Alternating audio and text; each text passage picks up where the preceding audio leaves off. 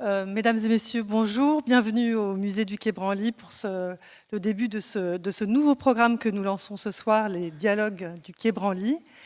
Donc ce sera une quinzaine de conférences, de rencontres, débats qu'on va organiser maintenant par an autour de questions historiques, de questions sociétales, culturelles, géopolitiques. On a eu la chance, on a très vite pensé à Xavier Mauduit et Julie Gacon, qui, pour les fidèles de France Culture, connaissent bien leur talent en la matière, pour concevoir et animer ces premiers cycles. Le principe de ces séances, donc vous l'aurez compris à la lecture du programme, c'est qu'elles sont structurées en 3-4 cycles thématiques. Julie et Xavier ont proposé de commencer avec l'Afrique. Donc on a un très beau cycle qui est introduit aujourd'hui par Xavier. Et Xavier, je vais vous laisser présenter vos invités et voilà, bonne soirée. Merci beaucoup. Oh, la lumière qui se tamise, c'est beau. Bonsoir à toutes, bonsoir à tous. Merci vivement d'être là ce soir au musée du Quai Branly pour, et vous l'avez compris, c'est la première séance de ce nouveau rendez-vous, les dialogues du Quai Branly. Donc d'ici quelques années, quand on parlera des dialogues du Quai Branly, vous direz « j'étais à la première séance ». Et on vous demandera « il y avait qui ?» Et vous direz, il y avait Camille Lefebvre. Oh, alors directrice d'études à l'école des études en sciences sociales, directrice de recherche au CNRS. Et on dira, mais elle était seule. Et vous répondrez, non, il y avait Bertrand Hirsch. Oh, encore plus fort, ce sera magnifique, professeur à l'université Paris 1, la chaire de l'histoire de l'Afrique médiévale. Je l'ai dans l'ordre ou pas ? À l'époque médiévale. À l'époque médiévale. Et c'est la seule chaire qui existe avec cette intitulé-là. À ma connaissance. Bonsoir à vous deux. Merci Bonsoir, beaucoup merci d'être là. À toi. Bonsoir. Et vraiment, l'idée de construire ces dialogues, c'était un temps d'échange. Et d'ailleurs, il va y avoir, après ce moment de discussion qu'on a ici, un échange avec vous dans le public. Moi, j'ai cette vraie fascination parce qu'il y a interrogation autour de l'histoire de l'Afrique ancienne. Et je crois qu'on peut mettre directement les pieds dans le plat, mafé, foufou, comme vous voulez, mais d'où vient cette idée que l'Afrique n'aurait pas d'histoire ? C'est quelque chose qu'on a entendu, même chez les plus hautes autorités de notre pays. Ça vient d'où, Bertrand ? Ça apparaît quand, cette idée que l'Afrique n'aurait pas d'histoire ? C'est difficile de répondre avec certitude parce que je n'ai pas l'impression qu'il y ait une synthèse sur ce problème. Il faudrait remonter à l'Antiquité, au Moyen-Âge, époque moderne. Bien. Mon sentiment, c'est un sentiment. Mon sentiment, c'est que, par exemple, à la fin du Moyen-Âge, début de l'époque moderne, il n'y a pas du tout un déni d'histoire des sociétés africaines. Pas du tout. Au sens où certains des voyageurs, des missionnaires, etc., ils font de l'histoire. Et ils font de l'histoire avec l'histoire telle que les gens sur place leur racontent. J'ai l'impression, mais peut-être me trompais-je, j'ai l'impression que ça vient vraiment au XIXe siècle. C'est-à-dire au même moment où se construit l'histoire de façon académique. Et là, je ne peux pas m'empêcher de citer le fameux passage de Hegel, mais il faut l'avoir en tête. Pourquoi ? Non pas pour dire Hegel est un salaud, non, il faut mettre ça dans son contexte, ça a été beaucoup fait, le contexte de son aventure philosophique, des sources qu'il utilise, mais quand même, cette idée, là c'est exprimé véritablement pour la première fois, déni de l'histoire de l'Afrique en général. Mais avant, Hegel me fait penser à autre chose. Qu'est-ce qu'on met quand on entend Afrique ? Quel est le signifié qui nous vient à la tête, à l'esprit tout de suite ? Je vais au Maroc, je ne dis pas je vais en Afrique. Je dis éventuellement je vais au Maghreb. Éventuellement. Je vais en Égypte, jamais je dis jamais, c'est l'Afrique, c'est l'Égypte. L'Égypte millénaire, etc., etc. Afrique, le signifié, c'est Afrique noire, tel qu'on le disait auparavant. Aujourd'hui, on dit plutôt Afrique subsaharienne, évidemment, mais c'est ça qu'on a en tête. Et ce qui est fascinant, c'est que Hegel, quand il décrit l'Afrique dans La raison dans l'histoire, qui paraît en 1837, il fait exactement ça. Il dit, le Maghreb, il dit Afrique du Nord, c'est près de la Méditerranée, c'est près d'une matrice civilisationnelle. L'Égypte, c'est une translation entre l'Occident et l'Orient, c'est très important, évidemment, parce que c'est la naissance de l'État et tout ça. Puis l'Afrique, après, il y a beaucoup de pages sur l'Afrique, c'est le continent sans histoire. Donc, si vous permettez, une petite lecture, ça ne va pas être très long, hein, Hegel, mais c'est vraiment, Hegel, quoi. ça cristallise les choses. Leur condition, c'est celle des Africains, n'est susceptible d'aucun développement, d'aucune éducation. Tels nous les voyons aujourd'hui, tels ils ont toujours été. Dans l'immense énergie de l'arbitraire naturel qui les domine, le moment moral n'a aucun pouvoir précis. Celui qui veut connaître les manifestations épouvantables de la nature humaine peut les trouver en Afrique. Les plus anciens renseignements que nous ayons sur cette partie du monde disent la même chose. Elle n'a donc pas, à proprement parler, une histoire. Là-dessus, nous laissons l'Afrique pour ne plus faire mention par la suite. Car elle ne fait pas partie du monde historique. Elle ne montre ni mouvement, ni développement de ce qui s'est passé. Et ce qui s'est passé, c'était au nord, relève du monde asiatique et européen. Carthage fut là un élément important et passager, mais elle appartient à l'Asie en tant que colonie phénicienne. L'Égypte sera examinée au passage de l'esprit humain de l'Est à l'Ouest, mais elle ne relève pas de l'esprit africain. Ce que nous comprenons en somme sous le nom d'Afrique, c'est un monde anhistorique, non développé, entièrement prisonnier d'esprit naturel et dont la place se trouve encore au seuil de l'histoire universelle. Et pour lui, pourquoi l'Afrique à ce stade-là? Parce que, c'est ce qu'il le dit, il n'y a pas d'État en Afrique. En fait, on sait qu'il y avait évidemment beaucoup d'États. On pourrait interroger ses sources, évidemment. Il prend il ne connaît pas grand-chose, hein. Il prend quelques sources missionnaires de voyageurs, mais au premier degré. C'est-à-dire qu'il n'a pas du tout l'esprit historique. L'anhistorique, c'est lui. Il ne sait pas ce que c'est l'histoire, en fait. Voilà. Camille Lefebvre, il y a vraiment ici, et dans ce qu'on vient d'entendre, une violence. On le reçoit de notre regard aussi. Il faut essayer sans cesse de comprendre à quel moment nous parlons et ce que nous disons avec Hegel. C'est extrêmement clair, comme on s'est dit, le anhistorique, il est là. Et en plus, quand c'est porté par Hegel, on sent bien qu'après, d'autres vont pouvoir s'appuyer là-dessus. Disons que pour construire la légitimité de la mise en esclavage des populations, tout comme pour construire plus tard la possibilité de la colonisation, il faut construire l'idée que les sociétés qu'on va esclaviser ou qu'on va coloniser sont en quelque sorte exceptionnelles, hors de l'histoire, différentes de nous.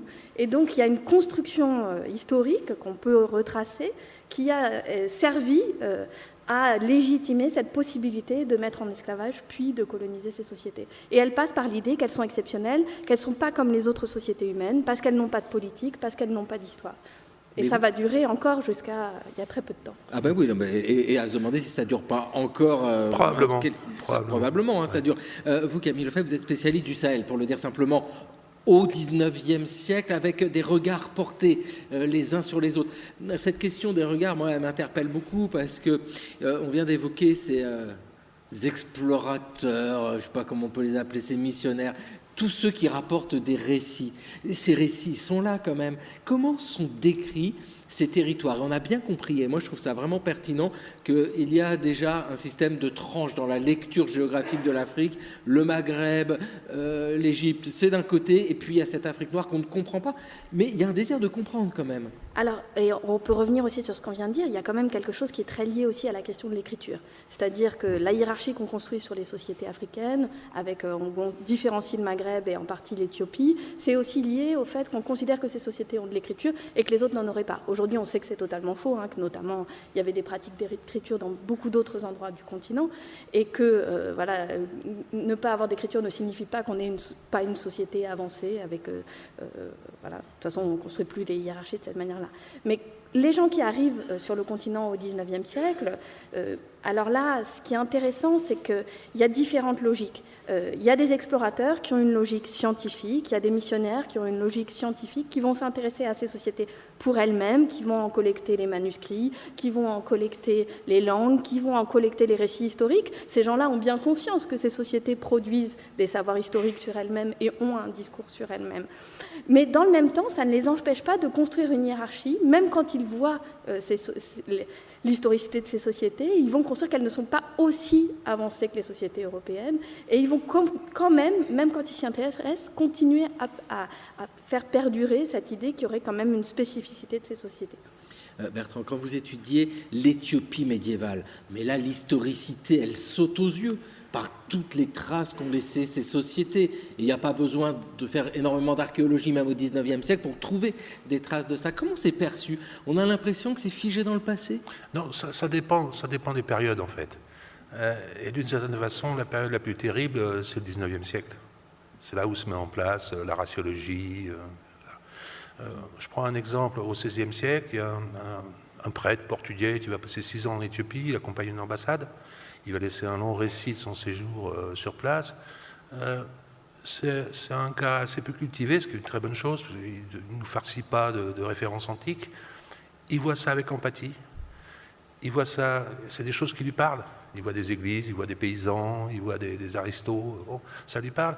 Et donc, il est en ligne directe avec ce qu'il voit. Alors lui, il ne viendrait jamais à l'esprit de nier une quelconque historicité à ce pays.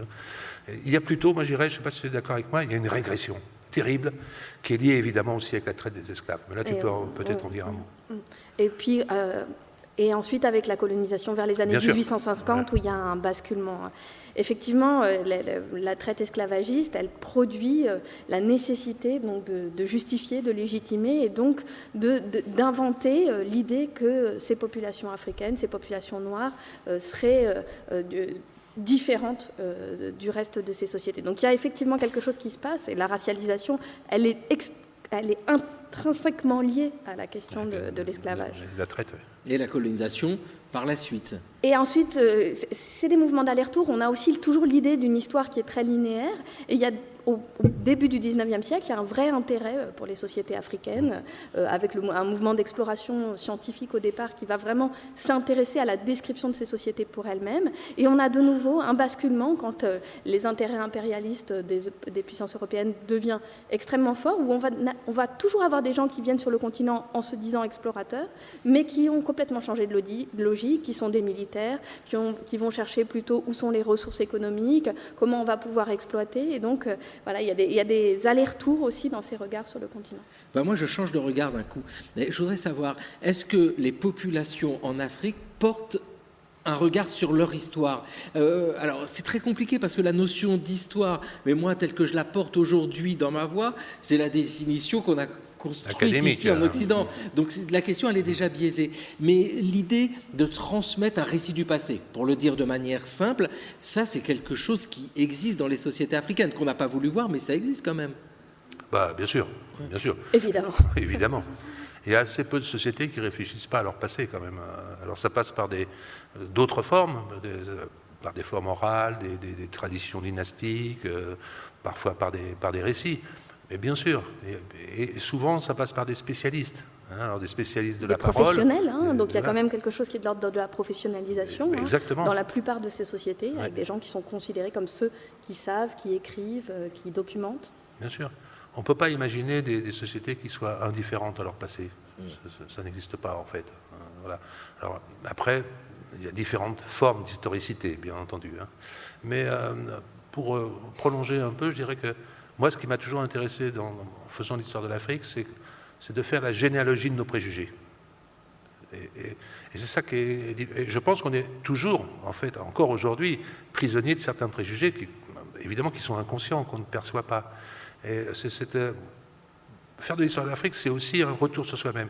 C'est un retour critique sur soi-même, sur la façon dont notre société a pensé ou à ne pas penser les sociétés africaines. Alors, dans notre écriture, c'est quelque chose qu'on travaille tout le temps, nous qui faisons de l'histoire de l'Afrique, c'est-à-dire qu'on s'interroge toujours nous-mêmes sur nos propres préjugés, qu'on a parfois, sans s'en rendre compte, dans nos manières d'écrire l'histoire, à travers les mots qu'on utilise, à travers des clichés qui envahissent toujours nos esprits quand on pense au continent africain. Et donc, c'est vrai que c'est quelque chose qui travaille beaucoup notre écriture de l'histoire. C'est quoi les gros préjugés qui apparaissent? Enfin, alors, évidemment, on met de côté tous les préjugés que nous-mêmes, nous condamnons comme une évidence. Ce que je veux dire, le préjugé, c'est au sens premier, c'est une idée préconçue qui s'impose à nous. On n'est pas ici dans le préjugé au sens de jugement négatif des choses. Qu'est-ce qui apparaît souvent et qui est un piège quand on est historienne ou historien de l'Afrique? L'idée d'ethnie, par exemple, l'idée que les sociétés africaines seraient organisées d'une manière différente des autres sociétés du monde et que cette organisation, elle serait ethnique, donc liée avant tout à des liens liés au lignage et largement apolitique.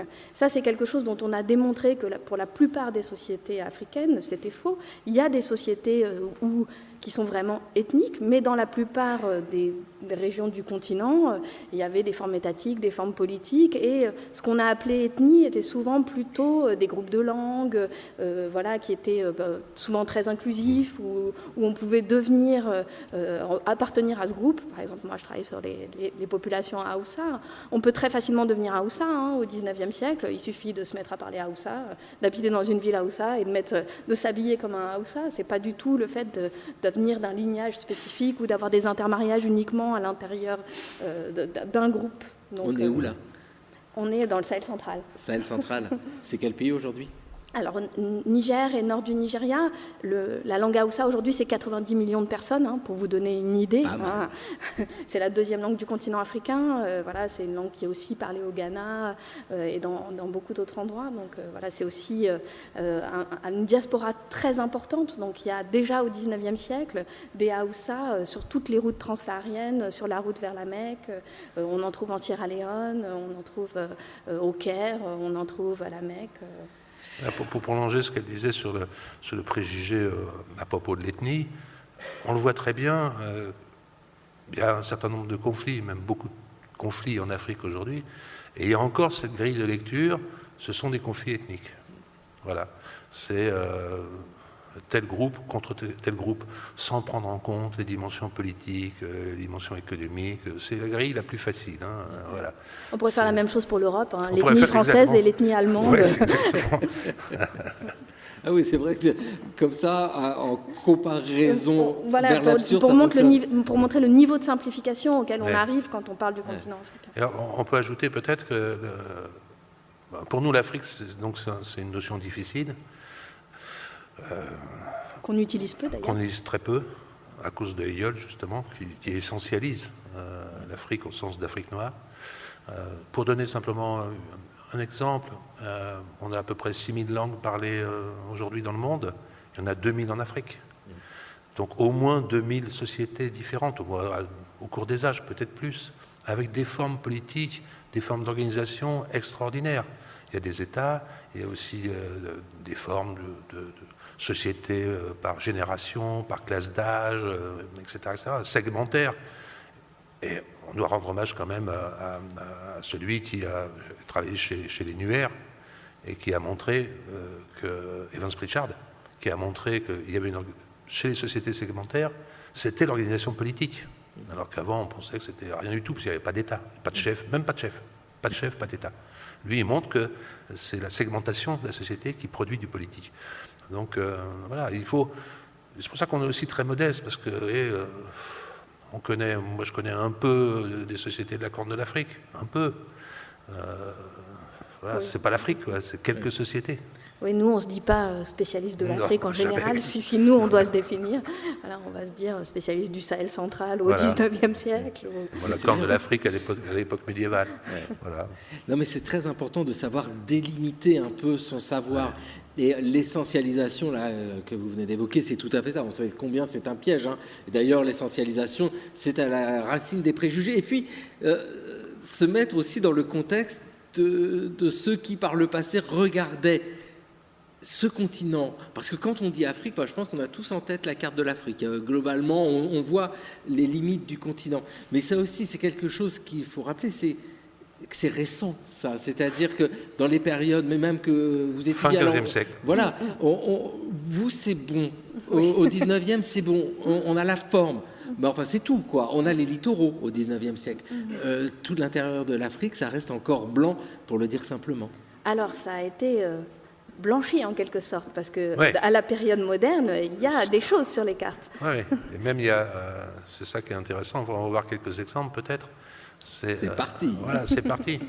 Alors, je démarre, c'est une sélection vraiment très très limitée, mais je démarre avec une carte de l'Afrique de Ptolémée, le fameux géographe alexandrin du IIe siècle de notre ère. En gros, c'est le savoir, qui était aussi mathématicien, c'est le savoir gréco-romain de cette époque-là. Et vous voyez, donc, une sorte de rectangle d'Afrique, quelque chose certaines parties qu'on connaît un peu mieux, la mer Rouge par exemple. Et puis, en gros, il y a l'idée, Africa, c'est au nord, Éthiopia, c'est le sud. Éthiopia, ça veut dire les gens noirs, en fait. C'est comme Soudan. Voilà. on a très très peu d'informations évidemment sur l'intérieur du continent. Et l'océan Indien est montré comme une mer fermée, comme la Méditerranée. Voilà. La vallée du Nil est bien représentée. On voit en fait que les littoraux méditerranéens et la vallée du Nil... Ça, c'est à peu près connu. Alors, c'est une carte d'un manuscrit florentin de la fin du XVe siècle. On redécouvre Ptolémée par des manuscrits grecs qui arrivent de Byzance au début du XVe siècle. Et donc, voilà, on reprend la cartographie ptoléméenne. Mais, et on va voir la seconde image, mais on s'aperçoit évidemment qu'il y a des régions qui ont changé depuis l'Antiquité. Alors, évidemment, là, j'ai pris l'exemple qui m'intéresse le plus. Les cartographes vont ajouter ce qu'ils appellent des cartes modernes. Alors, il y en a une pas mal de pays européens. Il y en a une qui s'appelle Aegyptus Novello, c'est-à-dire Égypte nouvelle. Vous voyez donc la mer Rouge sur la gauche, et puis le cours du Nil. Et là, ce qui est extraordinaire, c'est qu'on a à peu près 250 toponymes qui sont des toponymes éthiopiens. Pourquoi ? Parce qu'il y avait eu des moines éthiopiens qui sont partis à Florence, pendant le concile de Florence, entre 1439 et 1431, et qui ont discuté il y avait des ateliers d'enlumineurs, de cartographes, et qui ont transmis tout un savoir sur l'espace éthiopien. Donc il y a cette idée, on va insuffler un savoir neuf par rapport au savoir antique, qui est pour ces régions-là un peu pauvre. On comprend, mais effectivement, c'est très intéressant de voir que de toute façon, une carte n'est que ça, une représentation de ce monde-là. Ça y est, moi je l'ai, la Méditerranée à gauche et tout. La mer Rouge. Elle est à l'envers. Votre carte. On va retourner l'écran. Non, mais je comprends. Bon, ça s'est enrichi quand même. Alors là, singulièrement. Ah bah oui. Surtout pour l'Éthiopie. Oui, voilà, pour l'Éthiopie. Ouais. Là, c'est extraordinaire. On avance. Évidemment, c'est bricolé. Oui, alors, voilà, là on arrive, ça c'est une carte de 1516 de Martin Waldseemüller, qui était un géographe qui était installé à Saint-Dié, en particulier dans les Vosges. Voilà. Et Martin Waldseemüller, vous voyez là, le continent africain, ça y est. Il est à peu près, les contours sont à peu près fixés. Il reprend en fait les cartographes portugais, qui sont les premiers à avoir, évidemment, les marins portugais qui sont les premiers à avoir réussi à peu près à dessiner les côtes de l'Afrique. On ne peut pas voir parce qu'il faudrait voir un détail, mais comme je suis un peu obsédé par l'Éthiopie, je vais vous le dire.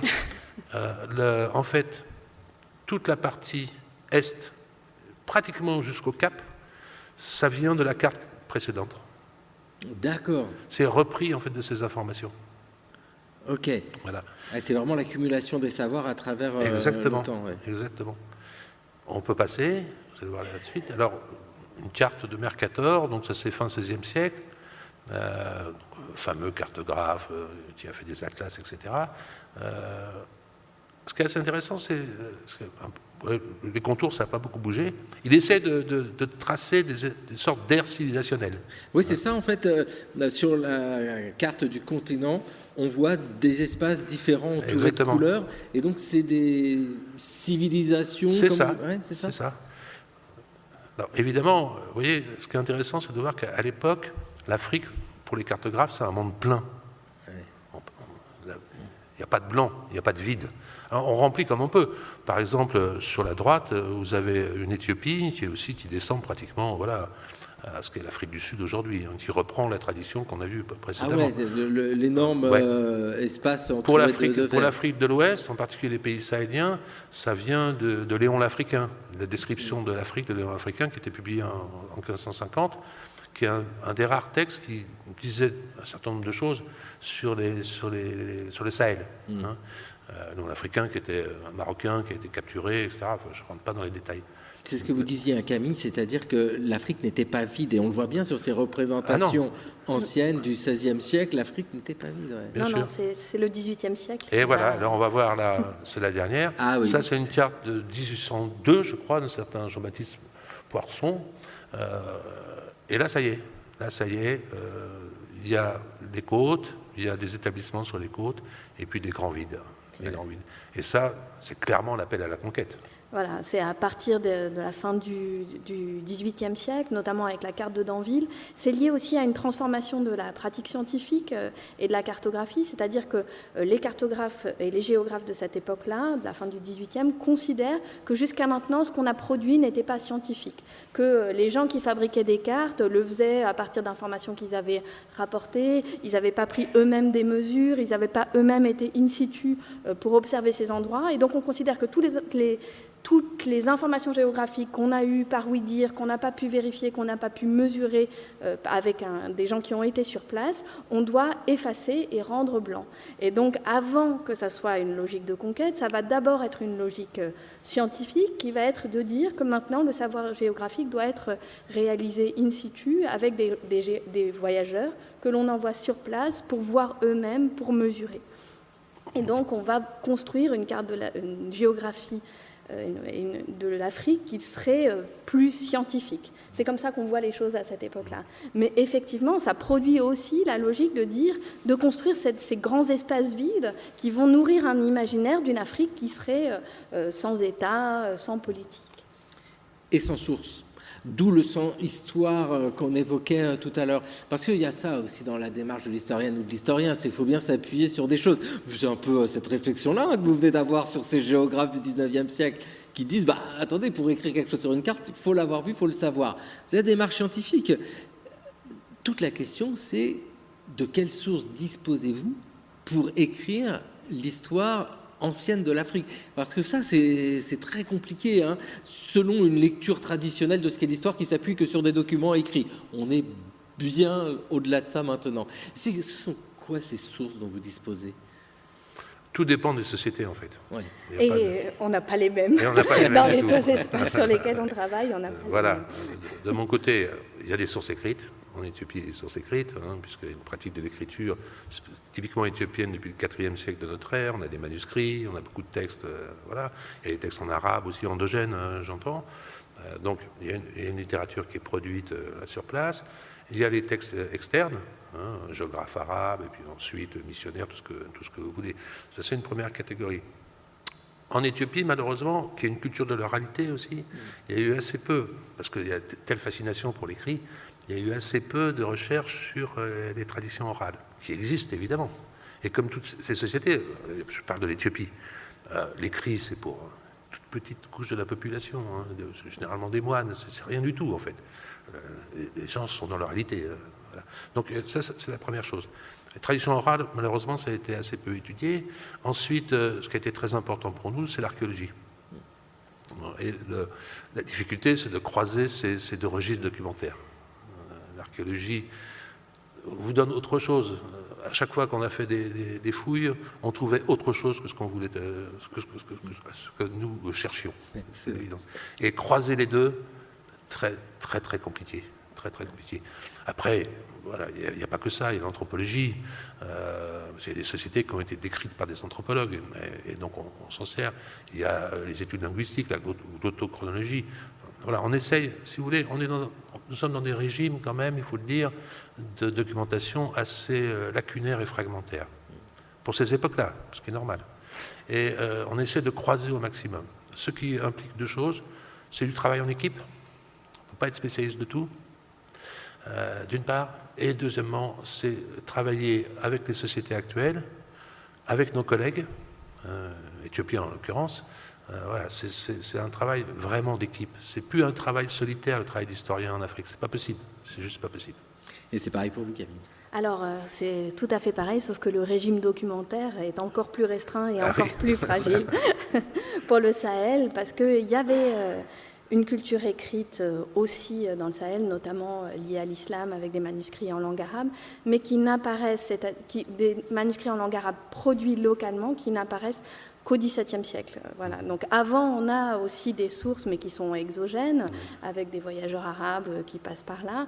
Mais c'est vrai que la production manuscrite en langue arabe elle ne commence qu'au XVIIe siècle. Alors, on fait exactement pareil, on fait feu de tout bois. Hein, et moi, c'est ce qui m'a séduit dans l'histoire de l'Afrique quand j'ai commencé en maîtrise. Et puis, c'est ce qui m'a amené de plus en plus vers les périodes anciennes, parce que c'est ça qui, je trouve, le plus fascinant, c'est qu'on est obligé d'inventer tout le temps. On n'est pas comme dans d'autres domaines de la science historique, où les sources sont très balisées, où tout le monde revoit un peu les mêmes sources. Là, on est obligé d'inventer constamment des nouvelles sources. Et on en invente encore ces temps-ci. C'est-à-dire qu'on est encore en train de fabriquer des sources. Par exemple, pendant longtemps, on avait dit pour le 19e siècle, pour la région sur laquelle je travaille, qu'il n'y avait pas de source écrite en langue africaine. Et moi, je travaille justement en équipe, dans un programme collectif, sur des documentations en langue africaine qui ont été collectées à la fin du XVIIIe et au XIXe siècle. Alors certes, par le biais d'Européens, des linguistes européens, des amateurs qui arrivaient dans ces régions et qui voulaient décrire la grammaire de ces langues, mais pour décrire la grammaire de ces langues, ils avaient besoin de la langue parlée le plus naturellement possible. Comment on fait pour parler les gens naturellement ? D'abord, première chose qu'on fait, c'est qu'on leur demande de raconter leur vie. Donc on a plein de récits de vie. Et ensuite, on leur demande de raconter des contes, des histoires, l'histoire de la ville dans laquelle ils sont nés. Et donc, ça fait un ensemble de documents qui, jusqu'à maintenant, avaient été vus uniquement comme des documents linguistiques et qu'on peut complètement réutiliser pour faire une histoire sociale de gens plus ordinaires que les gens qui écrivaient les documentations en langue arabe, où là, exactement comme pour l'Éthiopie, c'était l'équivalent de ce qu'on est nous, c'est-à-dire des sortes d'universitaires, une petite élite centrée sur le travail religieux et intellectuel. Et donc, ça ne représente pas l'ensemble de la société. Oui, c'est ça, c'est inventer des sources. C'est magnifique, parce qu'on sent que c'est une histoire qui stimule l'esprit, mais confrontée à des difficultés, il faut chercher, il faut creuser. Est-ce que vous avez l'impression que ce qu'on disait tout à l'heure sur la négation d'une histoire de l'Afrique, coucou Hegel de nouveau, c'est quelque chose contre quoi vous devez combattre, au sens où ça a invisibilisé même les sources. C'est ce que vous disiez, d'ailleurs des documents qui auraient pu être portés comme des sources légitimes. Regardez des contes venus de tel espace africain. Là, on les regardait même plus parce que c'était même plus pensable de les voir. Vous êtes confronté à ça, en fait, dans votre démarche d'historien ? Dans un premier temps, il faut se faire reconnaître au sein du milieu académique. La première chose qu'on doit faire. Voilà. C'est pas évident, c'est pas toujours évident. Voilà, quand on travaille en histoire de l'Afrique, souvent on lui dit « Ah tu fais de l'anthropologie alors ». Voilà. Ah ouais, vous avez ça comme Je suis sûr que j'ai certains de mes collègues qui pensent que je me balade avec un magnétophone et que je vais au pied d'un baobab pour interroger des anciens, quoi. Pas exactement ça. Donc il faut déjà faire reconnaître sa légitimité, et ça passe par le fait que leur montrer qu'on a la même méthode qu'eux. On partage les mêmes méthodes, on ne va pas inventer des méthodes différentes. Par contre, on a effectivement, comme tu dis, il faut produire des sources et croiser en permanence des sources. Première chose, il faut se faire reconnaître déjà dans le milieu académique. C'est la première chose. Après, il faut essayer de diffuser les connaissances. Et là, je dirais qu'on est en retard. On est en retard, c'est vrai. Alors, mais il y a quand même un travail énorme qui a été fait dans les 30 dernières années pour la reconnaissance de la légitimité académique. On a le Collège de France, voilà, il y a François-Xavier Fauvel. Grâce à Hirsch, grâce à Pierre Boilet, grâce à toute une génération qui a fait un travail pour qu'on soit reconnu comme des... C'est vrai. Et du coup, maintenant, dans le milieu académique, c'est mieux. Mais après la diffusion, je vais vous raconter, il y a quelques années, il y a eu des programmes en 5e. Il y a eu des programmes d'histoire de l'Afrique, précisément à l'époque médiévale.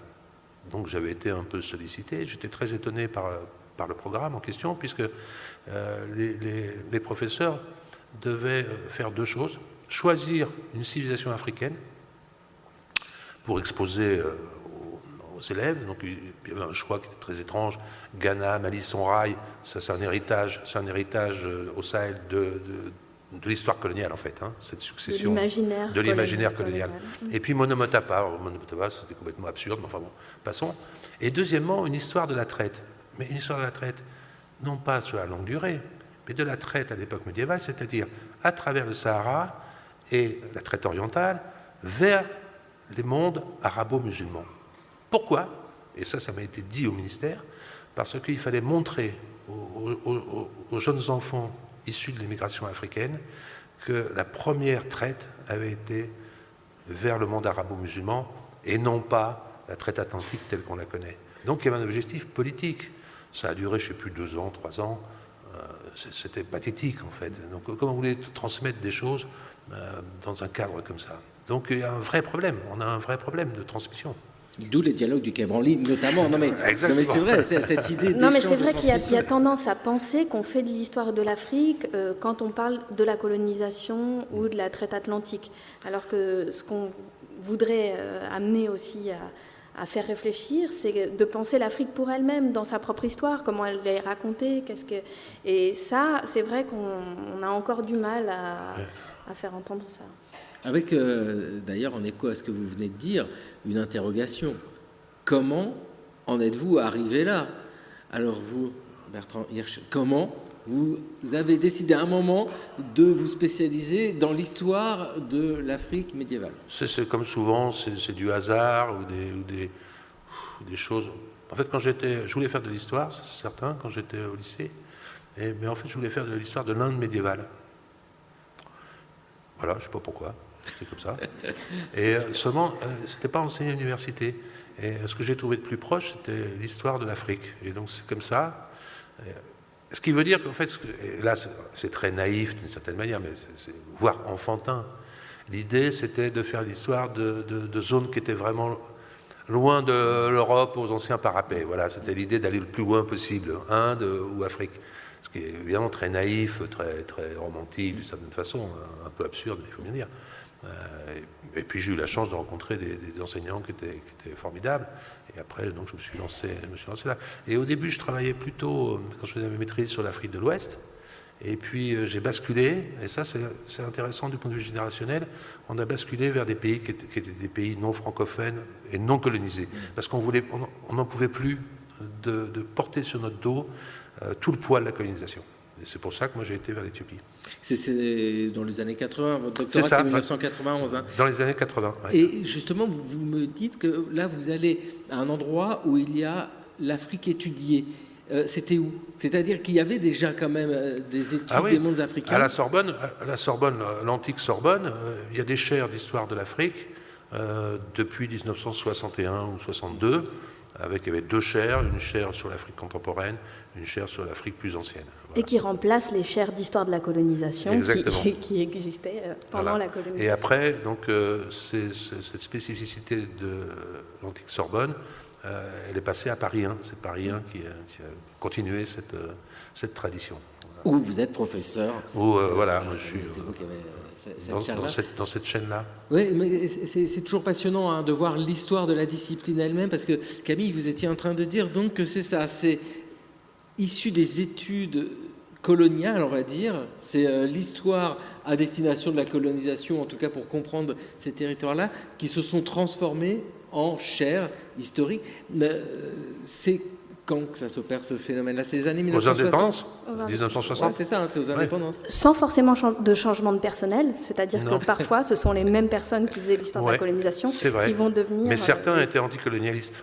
Oui, c'est une histoire complexe, mais complexe. Il y a une filiation professionnelle. Il ne faut pas penser que tous les historiens de l'époque, surtout des années 50, etc., étaient tous des méchants colons.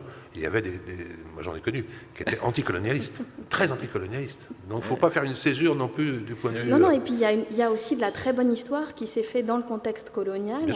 Par exemple, Yves Persson, qui était administrateur colonial, et qui a utilisé sa position pour pouvoir faire des enquêtes dans tous les villages, et qui a construit une somme incroyable. Oui, parce qu'on a ici une histoire qui, comme toujours, est incarnée, on l'a dit tout à l'heure. Hein. Vous le disiez, c'est un travail d'équipe. Vous, Camille, vous êtes arrivé comment dans ce champ disciplinaire? Je ne vous fais pas offense en disant que c'est quelques années après vous. Mais j'ai été formée au même endroit et en partie par les mêmes personnes. Il faut dire que pour se former à l'histoire ancienne de l'Afrique, c'est à Paris 1 que ça se passe, et que ça se passait quand... Voilà, donc moi j'ai fait une licence à Paris 4, j'avais jamais pris de cours d'histoire de l'Afrique parce que ça n'existait pas à Paris 4. Je suis arrivée là par l'histoire de la colonisation. Et en maîtrise, la seule chose que je savais, c'est que je voulais pas travailler sur la France. Mais moi je voulais travailler sur la Russie. Ah ouais, non, il y en a un. Mais on m'a découragée en me disant si on parle pas déjà russe, c'est même pas la peine d'essayer. Et c'est vrai que j'ai été à une réunion de master à Paris 1 Et j'ai eu le sentiment qu'il y avait tellement de choses à faire. C'était le message qui était passé, c'était venez travailler avec nous, et on peut le faire passer encore aujourd'hui, c'est toujours le cas. Il y a tellement de choses à faire, c'est un domaine de recherche qui est très jeune, il y a encore plein de sources qui n'ont jamais été vues, venez. Et voilà, c'est ça qui m'a séduit. Et voilà, j'ai notamment été formée par Jean Bouleg, qui a aussi était très important, je crois, pour Bertrand. Et voilà, et c'est vrai que l'approche du texte, l'approche des sources, je l'ai aussi beaucoup appris là. Et je suis arrivée au Niger parce que moi, Pierre Boilet, mon directeur de maîtrise, sa règle, c'était il faut aller sur le terrain dès la première année parce que ça sert à rien si on n'aime pas le terrain de faire de l'histoire de l'Afrique. Et donc au mois de janvier, il vous disait maintenant, il faut partir. Et direction du Niger. Et je me suis retrouvée au Niger et là, j'ai eu un coup de foudre pour ce pays, pour le Sahel, et je ne l'ai jamais quitté ensuite. Au moment d'organiser ce premier cycle des dialogues du Quai Branly, donc cette histoire de l'Afrique ancienne, il y a aujourd'hui Imaginer l'Afrique, et on voit la construction même de l'histoire de l'Afrique. On va faire l'archéologie des mondes africains, on va faire un petit tour dans l'Afrique de l'Ouest médiévale avec le sultanat du Mali, puis on fera également l'Éthiopie médiévale. Eh bien, plusieurs fois, au moment de contacter les spécialistes, on m'a dit non, mais Bertrand Hirsch, c'est lui qui m'a donné envie, c'est lui. Donc, c'est vrai que votre nom a été cité plein de fois, parce qu'il y a de ça, et moi j'aime beaucoup insister là-dessus, ce sont des histoires humaines aussi, c'est de l'envie, c'est de la passion, c'est du voyage. L'idée de partir en Afrique sur son terrain d'études, c'est une obligation en soi. Bien sûr. D'abord, moi, je pense que mon travail premier, c'est la transmission. Il y a la recherche, bien sûr, et l'enseignement, mais c'est la transmission. C'est pour ça, pour moi, c'est la noblesse de notre métier. Ensuite, il faut aller sur place. Ça, c'est sûr. Mais c'est vrai pour tous les médiévistes. Je me souviens de Georges Duby, je l'ai lu, il ne me l'a pas dit, qui disait, quand il faisait sa thèse sur le Mâconnais au Xe, XIe siècle, les campagnes, il disait, il a arpenté tout le Mâconnais. Il disait, il faut d'abord aussi sentir ça avec ses pieds. Et ça, c'est vrai aussi pour l'Afrique.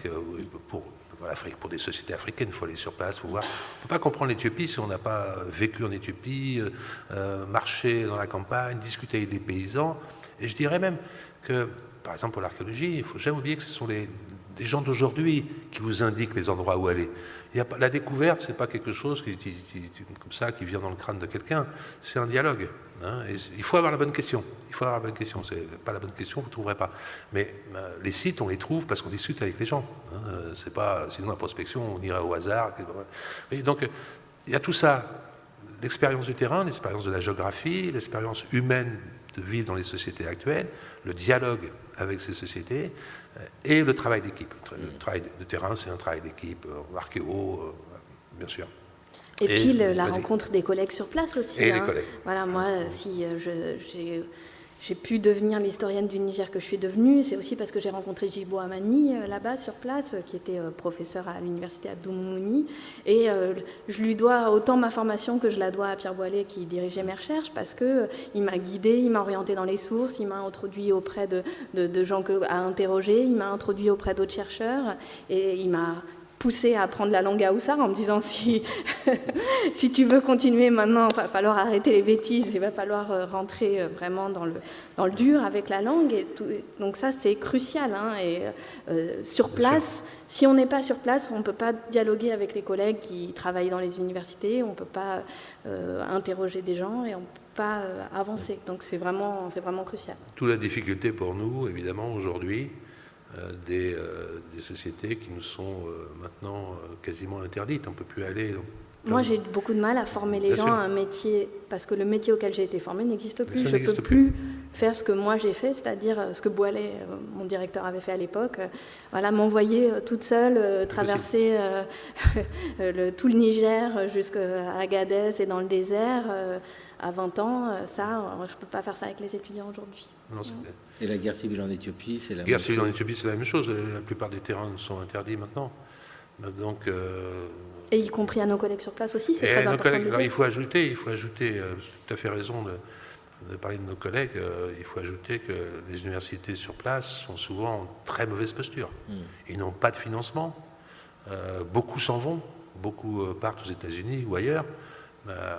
parce que la situation est trop difficile, économiquement et politiquement. Donc voilà, il y a aussi, ça rajoute à la difficulté. Hein. Ce n'est pas simplement l'accès au terrain, c'est aussi le fait que c'est de plus en plus difficile pour nos collègues sur place simplement de survivre. Hein. Et puis dans cette idée de dialogue et de transmission, comment se passe la transmission auprès des populations directement concernées par cette histoire? Parce que, je pense à vous Camille, quand vous arrivez avec l'histoire que vous avez construite, écrite, la transmettre à ces populations, comment c'est accueilli? Avec de la curiosité en disant, bon, c'est bon, elle maîtrise la langue maintenant, mais qu'est-ce qu'elle vient nous raconter? Maîtriser, n'exagérons rien. Ah, mais si. Non. Vous pouvez me parler, je vous corrigerai s'il y a des erreurs. Non, ce que je dis. Alors, au Sahel et au Niger en particulier, moi, j'ai toujours eu des échanges passionnant à chaque fois que j'ai pu présenter mes recherches, que ce soit à l'université, que ce soit dans les différents endroits où j'ai pu faire des conférences.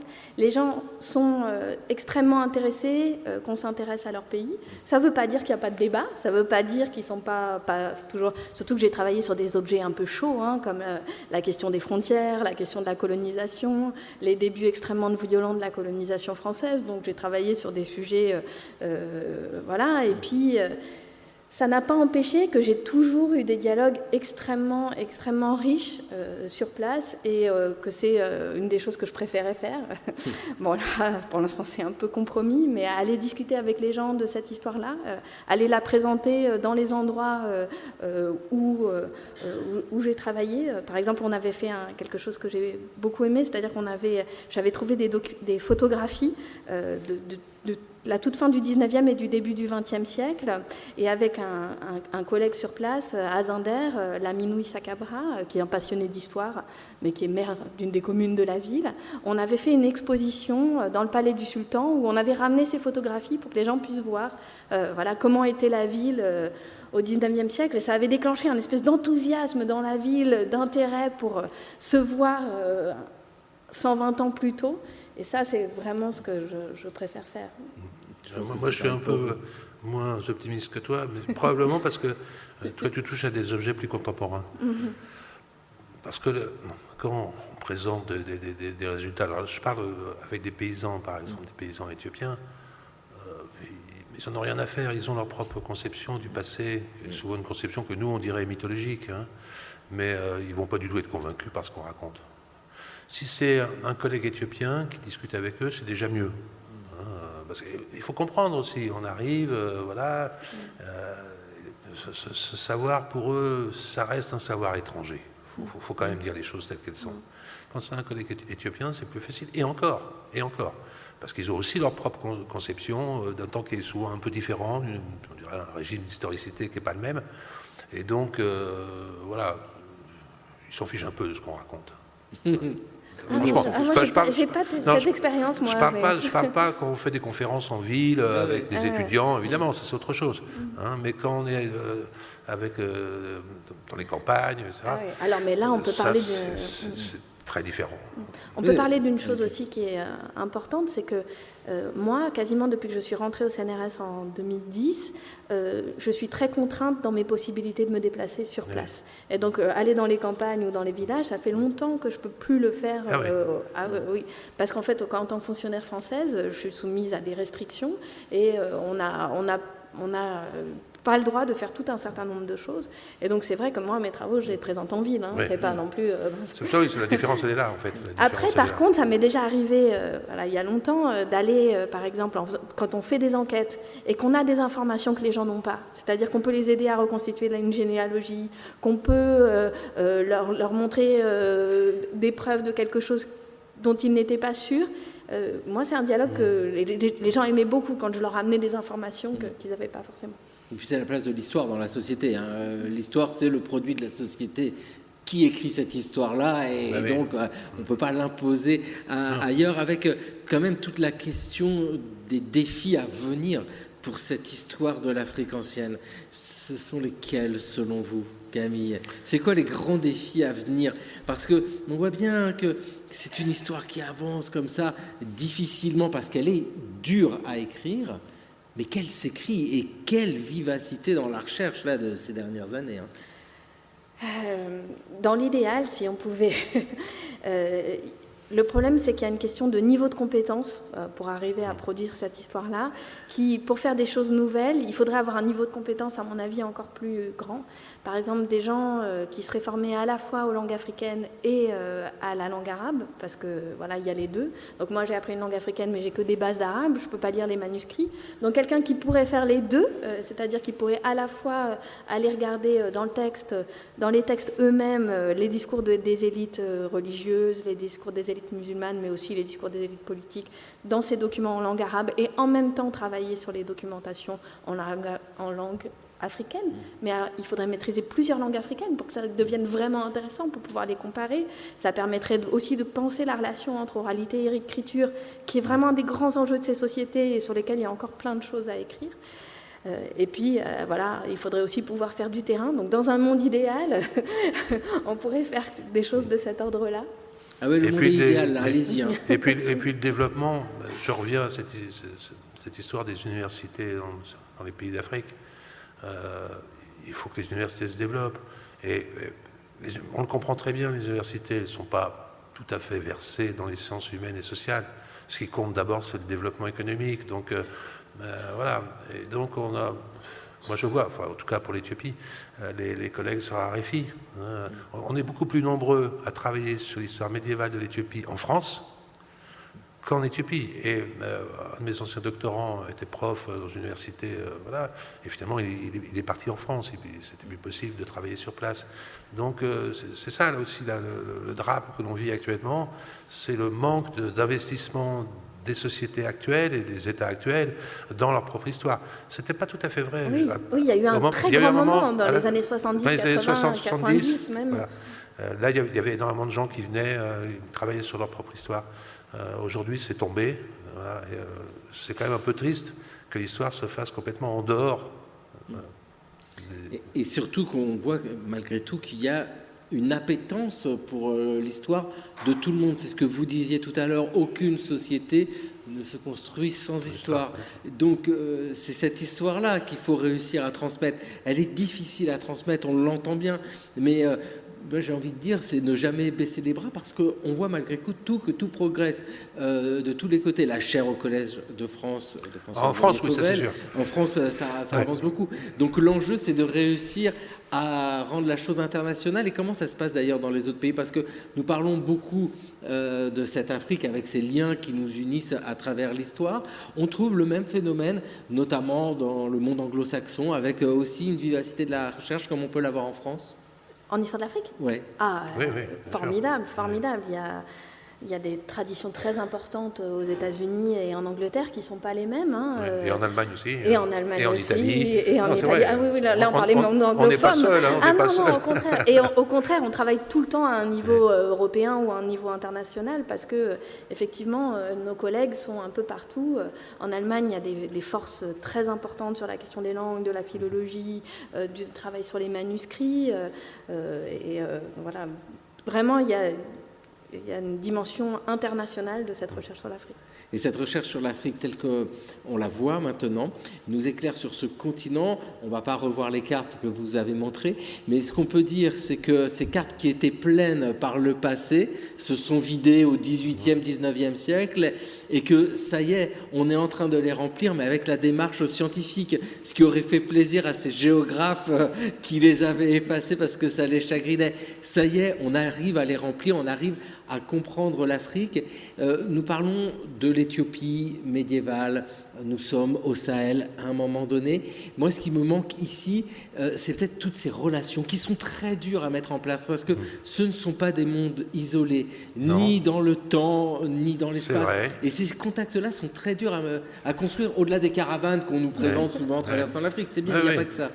C'est-à-dire que c'était évidemment lié et connecté à des mondes extérieurs, mais pas forcément connectés à l'intérieur. Il y a des sociétés qui sont connectées, bien entendu, hein. Mais je crois qu'on a surestimé cette histoire d'histoire connectée. C'est-à-dire qu'on a projeté aussi notre propre conception actuelle. En Éthiopie, si, il y avait des connexions avec la mer Rouge, l'océan Indien, l'Égypte, Jérusalem, tout ce que vous voulez.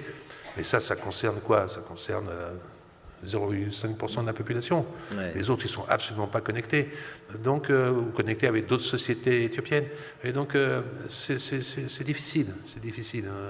C'est une vraie question. Ce n'est pas un monde fermé.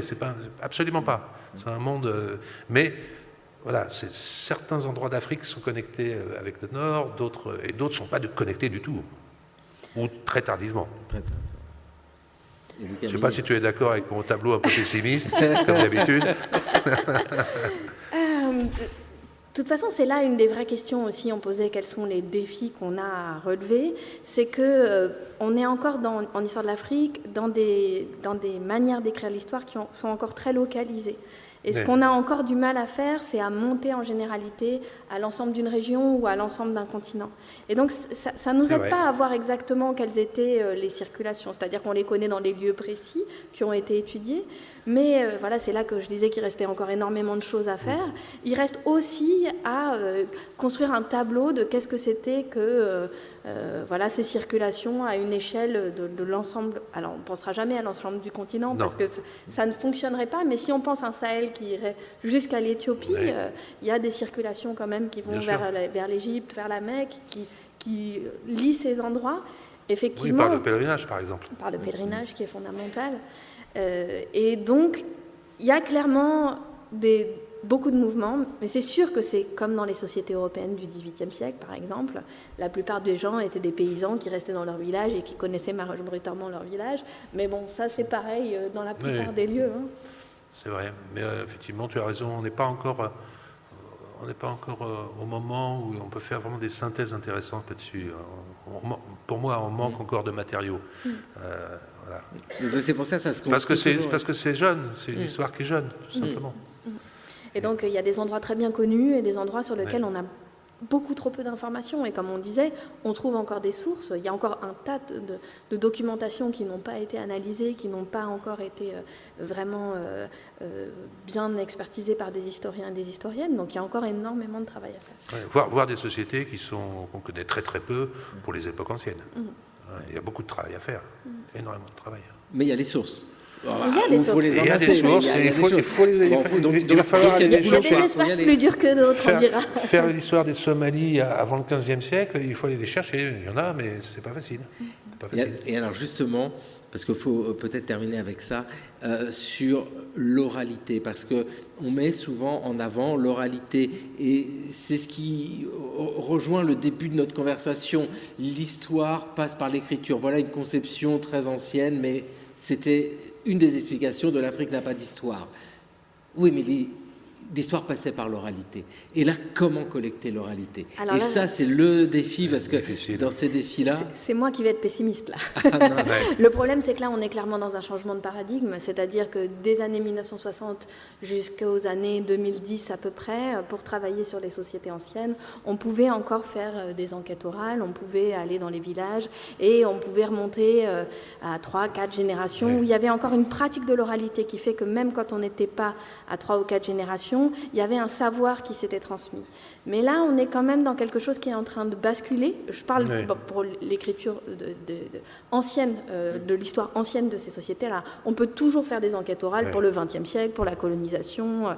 Il y a toujours des pratiques d'oralité. Mais il y a quand même un très grand changement là qui est en train d'avoir lieu avec des pratiques d'oralité qui se transforment, avec l'arrivée de la télévision, l'arrivée des téléphones portables, l'arrivée d'Internet, qui change aussi le rapport des gens à la pratique orale, parce que c'était des sociétés où les gens la veillée au coin du feu, où on se racontait des histoires. Il y avait aussi ça jusqu'au 19e siècle, la fin du 19e siècle en Europe, mais c'est en train de se terminer. Et donc, il y a quand même plein de pistes, c'est-à-dire qu'on peut toujours travailler sur l'oralité à partir de tout ce qui a été collecté.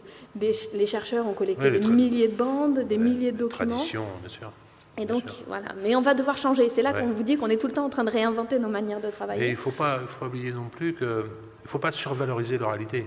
C'est-à-dire que vous retirez toute la documentation écrite que l'on connaît sur l'Afrique, ça va être difficile de faire l'histoire. C'est-à-dire que c'est en combinant, des traditions orales et des sources orales avec d'autres points de vue venant des sources écrites ou de l'archéologie qu'on peut travailler. Si on n'avait que ça, ça serait très très difficile. Voilà, on ne travaille que comme ça, hein, en mélangeant différentes sources, en les imbriquant, en les travaillant ensemble. Et donc, Bon, il y a du boulot. Il y a du boulot. Il y a du travail. boulot, mais il est faisable. C'est surtout ça qu'il faut retenir. Je ne sais pas, on peut peut-être passer à une séance de questions, parce que j'imagine que, et n'hésitez pas à lever la main et à un micro qui va circuler, ces évocations-là de l'Afrique ancienne ne peuvent qu'évoquer des questions, sachant, et on l'a bien compris, que c'est très difficile d'évoquer cette Afrique comme un tout. Moi, on l'utilise par facilité de langage, Afrique. Mais on l'a bien compris, ça ne dit pas grand-chose de ce que vous étudiez l'un et l'autre. Alors, je ne sais pas où sont les micros, où ça circule. Il y a une question quelque part. En attendant, moi, Camille, je voulais vous lancer un défi par rapport à ce que vous avez fait juste avant, là, quand vous nous disiez l'importance de réussir à synthétiser le sujet. Vous pouvez nous synthétiser, votre sujet? Quelle est la société sur laquelle vous travaillez, au sens, parce que vous travaillez sur la période de la conquête, notamment sur cette transition, ces premiers Européens qui arrivent ici, quelle société ils découvrent? Alors, donc c'est une société où l'islam est important depuis le IXe siècle, mais où l'islam est encore très inégalement réparti. Donc il y a à la fois des musulmans, des gens qui sont très croyants, et ils vivent à côté de gens qui ne sont pas croyants, ou alors qui sont croyants et qui sont aussi animistes. Et deuxième élément qui est extrêmement important, c'est une région qui est marquée par 2 grandes routes transsahariennes, parce que la spécificité de cette région-là, c'est que les gens du nord mangent ce qui est produit au sud, et inversement, les gens du sud mangent ce qui est produit au nord. Qu'est-ce que ça veut dire? Les Touaregs mangent du grain qui sont produits par les sociétés Haoussa, tandis que les sociétés Haoussa mangent des animaux qui, eux, sont élevés au nord. Donc il y a une intégration régionale autour de cette question de l'islam, des circulations intellectuelles, puisque de part et d'autre de cet espace, les gens sont... Enfin, en tout cas, il y a des musulmans, et en même temps, il y a un lien commercial extrêmement fort, avec en plus ces routes transsahariennes qui transportent aussi des esclaves, notamment vers les mondes du Maghreb et les mondes ottomans. Et donc, c'est comme ça que je caractériserais cette société-là. Donc, une société avec à la fois des espaces régionaux et en même temps une circulation transsaharienne quasiment transcontinentale.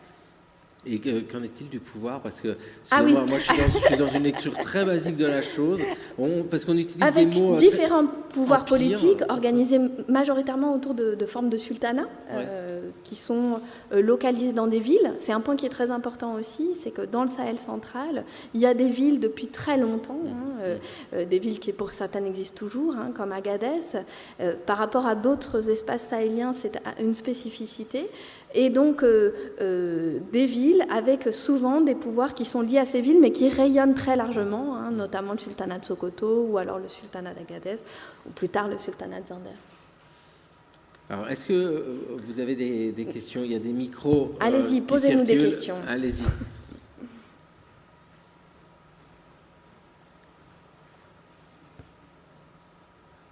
Merci beaucoup pour tous ces échanges fort intéressants.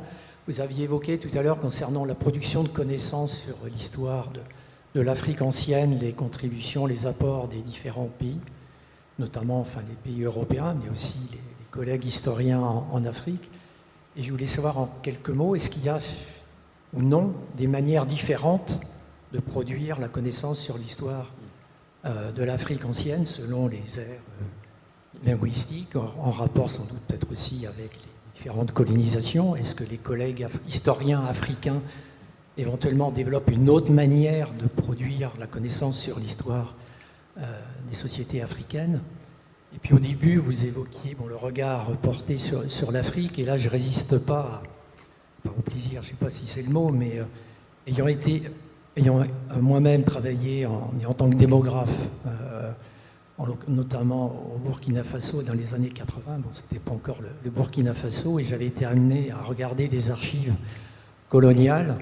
Et ça, je m'en souviendrai toujours. J'avais vu un rapport administratif de l'administrateur Henri Labouret, qui a beaucoup écrit sur les lobbies, qui a produit beaucoup de connaissances ethnographiques sur les lobbies, mais il avait eu cette formule que je trouve absolument incroyable. Je vous la cite. Le lobby est un sauvage intelligent remarquablement arriérée, mais apte à évoluer. Ah bah oui, non mais Tu veux répondre on y est. Sur la spécificité, c'est vrai que c'est très intéressant parce qu'il y a la Je pense qu'on spécificité. n'aura pas non plus le même avis parce qu'on n'a pas évolué dans les mêmes espaces sur le continent africain. Et notamment, je peux dire que les gens qui sont mes collègues au Niger, quand moi je suis arrivée en master et même quand j'étais en thèse, ils avaient tous été formés au même endroit que moi, soit à Paris 1, soit à Paris 16. Ils avaient tous été formés en France parce qu'à l'époque, il n'y avait pas de doctorat dans les pays de l'Afrique de l'Ouest francophone. Et la plupart des gens, des gens qui enseignaient à l'université, avaient fait leur doctorat en France. Je vous parlais tout à l'heure de Jibo Amani, il avait été formé à Paris 1, comme Bertrand et moi, avec une partie des mêmes personnes, notamment Jean Bouleg, dont nous avons parlé. Ce qui n'est pas exactement la même chose aujourd'hui, parce qu'il y a eu un changement. D'abord, la France a arrêté de devenir un horizon à cause de la question des visas, qui a été, à partir du début des années 2000, qui est devenu très problématique pour les gens qui voulaient venir, y compris pour faire des doctorats, surtout à partir de 2007. Et ensuite, donc les gens se sont mis à faire des doctorats dans d'autres pays africains où le doctorat existait déjà, au Nigeria, au Bénin. Et puis la dernière génération, elle a été formée au Niger, pour le pays que je connais, parce qu'il y a un doctorat qui a ouvert. Et donc la configuration a complètement changé. Même moi, quand j'étais en DEA, la moitié des gens qui étaient en DEA et la moitié des gens qui étaient en thèse venaient encore des pays africains. Aujourd'hui, c'est plus du tout le cas. Non. Donc, voilà. Avec les spécificités selon les écoles historiques, selon les différents pays, parce que j'imagine qu'il doit y avoir aussi des liens liés à l'histoire même des pays avec l'Afrique, sur des espaces étudiés particulièrement. On a cité l'Allemagne, on a cité l'Italie, on a cité le Royaume-Uni. Est-ce qu'il y a des spécificités selon les écoles historiques, sachant que la française est la meilleure ? Pour le dire simplement. Non. Non, malheureusement, non. Ça demeure une discipline scientifique où les méthodes... Ouais, avec beaucoup d'échanges. Oui, beaucoup d'échanges. Donc, Mais alors, par exemple, en Allemagne, on peut dire qu'il y a une pratique, enfin, il y a une spécificité, c'est-à-dire qu'eux, ils font... philologique, oui, ils ont inventé la philologie. Voilà, c'est ça. Et donc, ils approchent quand même les études africaines par la langue. Ouais. Et donc, ils font des études africaines moins que de l'histoire, c'est moins disciplinaire. On est plus marqué quand même par les annales, par l'histoire sociale, voilà. Ah oui, c'est-à-dire que oui, on retrouve quand même ces grandes écoles. Bien sûr. Bien sûr. Et pour les Allemands, c'est la langue qui. Ils sont très forts. Ils sont très forts en philologie, en philologie, codicologie. Travail sur les manuscrits, travail sur les langues, approche par l'anthropologie, avec beaucoup d'anthropologie prise par l'angle de la langue. Donc. Bon, ça va. Ils sont bons. Est-ce qu'il y a d'autres questions?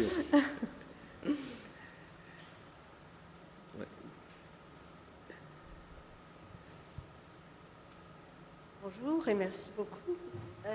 Est-ce que vous avez l'impression que pour le grand public, en dehors des divers illettrés qui font des déclarations intempestives, la connaissance a un peu évolué depuis, je ne sais pas moi, 10 ans, et que les gens autour de nous ont compris qu'il y a effectivement une histoire de l'Afrique, notamment, je ne sais pas, c'est l'Afrique médiévale dans le rhinocéros d'or d'il y a 15 ans, ça pouvait être une découverte. Est-ce que vous pensez que ça a évolué un petit peu? C'est une excellente question. Hein. On espère, on y travaille. On y travaille, c'est difficile après c'est difficile de savoir. Mais vous évoquez les rhinocéros d'or, donc qui était quand même un succès de librairie. Puis après les conférences de François-Xavier Fauvel au Collège de France, avec quand même du public, puis il y a des podcasts. Donc il y a quelque chose quand même qui est en train de se mettre en place. Après, quel est l'impact? C'est difficile pour nous de savoir. Mais il y a une dynamique, voilà, disons qu'il y a une dynamique. Oui, et puis il y a quand même une évolution aussi sur la question de la colonisation et de l'esclavage, où il y a un énorme travail qui a été fait, qui a amené en tout cas, à plus s'intéresser aux sociétés africaines, on en parle plus. Donc je pense quand même que ça évolue. Malheureusement, on a l'impression qu'on est un peu là, dans un moment de retour de bâton, d'une certaine manière. Mais ce qu'on peut dire, c'est que même s'il n'y a pas la connaissance précise de ces différentes sociétés et de ces mondes anciens, il y a la conscience collective qu'il y a une histoire. On ne la connaît pas, mais elle est là. C'est peut-être ça qui a progressé. On espère. Bah oui, non, mais on l'a dit tout à l'heure. Votre doctorat, c'est 1991. Vous avez connu cette école-là très très bien des années 1980. Et vous avez vu l'évolution déjà dans le monde universitaire du regard porté sur l'histoire de l'Afrique ancienne. Bien sûr. Ça a beaucoup changé quand même. Ça a beaucoup changé, et même du point de vue des méthodes, parce qu'aujourd'hui, par exemple, tous nos étudiants et étudiantes, lorsqu'on leur propose un sujet, ils vont faire de l'histoire de cet objet. C'est-à-dire que ce qu'on appelle, nous, pompeusement, historiographie. C'est-à-dire qu'il faut reprendre l'ensemble des études qui ont été faites sur un sujet et essayer de comprendre comment il a été construit, les ruptures. À un moment donné, on ne va plus penser du tout la même chose. Ce travail sur l'histoire de l'histoire. Aujourd'hui, pour nous, c'est un passage absolument obligé. Dans les années 80, ça n'existait pas. Ah, d'accord. L'histoire de l'Afrique, non. On faisait l'histoire beaucoup plus positiviste d'une certaine manière. Ouais. Il n'y avait pas ce retour sur les études. Ouais. Mais moi j'aime beaucoup votre question parce que c'est vrai que ouais. c'est au cœur de notre réflexion et j'ai presque envie de dire de la mission. Vous avez évoqué, Camille, le fait d'être fonctionnaire et c'est vrai que tout ça c'est de l'argent public et l'argent public c'est de la recherche, mais c'est aussi la transmission de cette recherche. Ce qu'on peut peut-être dire, c'est qu'il y a peut-être quelque chose à faire et qui nous intéresse tous aussi, de passage vers des formes de vulgarisation.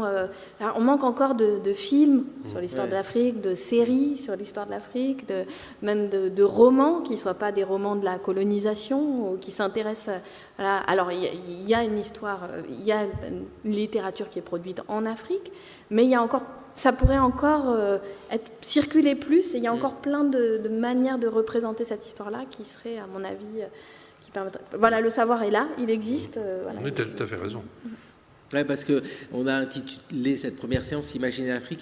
C'est quelque chose qui est évident, c'est-à-dire que quand nous discutons comme ça, il y a des images mentales qui s'imposent à nous. Vous savez, vous connaissez, pour faire de la radio, la force de l'image. Je vais vous demander de vous concentrer une seconde et surtout de ne pas penser à une girafe. On est foutu. Vous avez vu la force de l'image. Et dans cette construction du discours autour de l'histoire, les images qui s'imposent à nous sur l'Afrique ancienne, déjà, il n'y en a pas beaucoup. Si on dit Napoléon, il arrive tout de suite en tête, ou Louis XIV. Pour l'Afrique, il n'y en a pas beaucoup. Et si elles nous arrivent, ce sont souvent ces images issues de la colonisation. Et c'est pour ça que c'est aussi compliqué dans la transmission. Voilà, ou alors d'un imaginaire un peu anhistorique, Kirikou. Ou l'imaginaire de la nature, entre guillemets. La nature, on voit l'éléphant, le lion, les Big Five, là, comme on dit. Donc, ça s'impose tout de suite. Il y a encore plein de choses, plein de récits à construire. Et on pense que ça va arriver. On voit aussi, je pense, en cours, arriver une nouvelle génération de gens qui sont afrodescendants, qui sont de deuxième ou troisième génération. De plus en plus. De plus en plus, qui n'étaient pas du tout là quand moi j'étais en DEA. Pas du tout. Et j'ai l'impression que ces gens-là, ils ont envie de raconter ces histoires-là. Et moi, je pense que voilà, c'est eux qui vont porter et qui vont amener ces histoires dans la société. Est-ce qu'il y a d'autres questions? Alors, il y a des mains qui se levaient par là-bas. Ici, madame. Monsieur. Bonsoir. Je suis un peu comme vous, Camille. J'adore le Niger, pour des périodes beaucoup plus anciennes. Mais, ma question est sur l'histoire actuelle. Le Niger est en train de réécrire les programmes scolaires. Et je voudrais savoir, comme la France a été chassée du Niger, je ne sais pas si chasser le bon terme. Je crois qu'on peut le dire. Je voudrais savoir s'il y a déjà des historiens nigériens qui réécrivent l'histoire du Niger, que ce soit de la colonisation ou même depuis les indépendances, une réécriture, je pourrais dire peut-être pas vraiment scientifique. Ah si, il y a eu une histoire scientifique produite au Niger à partir de la fin des années 60, des années 70, avec des très grands historiens. J'ai parlé de Djibo Amani, mais André Salifou, Idrissa Kimba. Il y a eu toute une génération formée majoritairement en France, voilà, Paris 7 ou à Paris 1 dans les années 80, qui a écrit une histoire du Niger pour les périodes médiévales et modernes, des livres qui sont toujours des sommes, qui sont toujours ce sur quoi on s'appuie. Et les manuels scolaires avaient déjà été très largement transformés dans les années 2000. Il y a un programme de la Banque mondiale qui a abouti à la réécriture des manuels scolaires sur l'ensemble de l'Afrique de l'Ouest. Et donc on avait des manuels scolaires déjà dans les années 2000 qui étaient centrés autour de grandes figures, alors là un peu nationalistes, de résistance à la colonisation ou de grandes figures de grands royaumes, voilà, que ce soit le sultanat d'Agadez ou des choses comme ça. Mais depuis le coup d'État de juillet 2023, il y a aussi tout un mouvement de forme de seconde indépendance avec un sentiment de seconde indépendance. Voilà, ça y est, on a enfin coupé vraiment nos liens avec la France, avec des productions culturelles très importantes qui ont lieu depuis le coup d'État. Et il y a une commission qui a été créée en 2024, avec à sa tête un historien que je connais très bien, Zachary Maekorema, voilà, qui est un spécialiste du Bornou aux époques modernes. Et c'est lui qui va diriger une commission d'historiens. Alors je suis obligée de dire historiens parce qu'il n'y a aucune historienne dans cette commission, nigériens, qui ont été chargés de réécrire l'histoire. Et j'ai eu des échos de leur première réunion, et c'est très intéressant parce qu'ils ont une vision un peu différente peut-être de celle des putschistes du Niger. Et eux, ils disaient, il n'est pas du tout question d'effacer tout ce qui a été écrit jusque-là. Nous, on croit à la cumulativité du savoir historique. On croit aussi que ce n'est pas la nationalité qui fait l'intérêt de ce qui a été produit historiquement. Et donc, Maekorema dès la première réunion, posé qu'il n'était pas du tout dans l'idée d'effacer ce qui avait été écrit, mais en quelque sorte faire ce qu'on disait, c'est-à-dire faire une synthèse de l'ensemble des travaux et proposer quelque chose à partir de tout ce qui avait déjà été produit. Mais c'est une démarche qui a déjà eu lieu dans d'autres pays, au Togo, où il y a eu l'histoire des Togolais, au Sénégal, où il y a aussi une histoire des Sénégalais ou du Sénégal qui est en discussion, mais en fait, c'est pas si simple d'écrire une histoire à une échelle nationale. Il y a beaucoup de débats à l'intérieur de ces pays, et au Sénégal, je sais par notre collègue Séverina Venango d'Alberto, qui suit cette affaire, que pour l'instant, ils ne sont pas complètement réussis à se mettre d'accord sur une histoire commune. Puis là, il y a comme tu dis, une tradition ancienne. Il se trouve que j'étais récemment au Soudan du Sud, à Djouba, capitale du Soudan du Sud, qui est un pays donc, qui est indépendant depuis 2011, très très récent, et il n'y a pas de bibliothèque nationale, il n'y a pas de centre d'archives, il y a quelques historiens à l'université, c'est tout. Donc tout dépend aussi, voilà, Soudan du Sud, l'histoire a du mal à s'écrire. Voilà, il y a des endroits où on s'est toujours intéressé à l'histoire et d'autres non. Ouais, c'est ce qu'on disait aussi. Il y a des lieux où l'histoire compte beaucoup pour les gens sur le continent, mais comme en là, Europe, il y a eu l'anthropologie sur les Nuer, les Dinka, enfin d'autres peuples de langue nilotique, mais il y a eu des études sur le 19e siècle, évidemment. Pratiquement rien sur l'histoire avant. Rien. Bon, il y a toujours du boulot. Il y a beaucoup de travail. Après, il faut aller au Soudan du Sud, c'est pas facile. Voilà, c'est ça. Oui, c'est vrai. Alors, je ne sais pas, j'avais vu des mains se lever. C'était ici. Ouais. Ah, vous l'avez vu aussi, vous. J'ai vu. Voilà, ici. Super. Ah, derrière vous, monsieur. Hop, voilà. Vous avez parlé de collaboration avec d'autres historiens, mais principalement européens et américains. Et compte tenu de la place de la langue arabe dans l'histoire de toutes ces régions, est-ce que vous avez aussi des partenariats avec des historiens arabes ?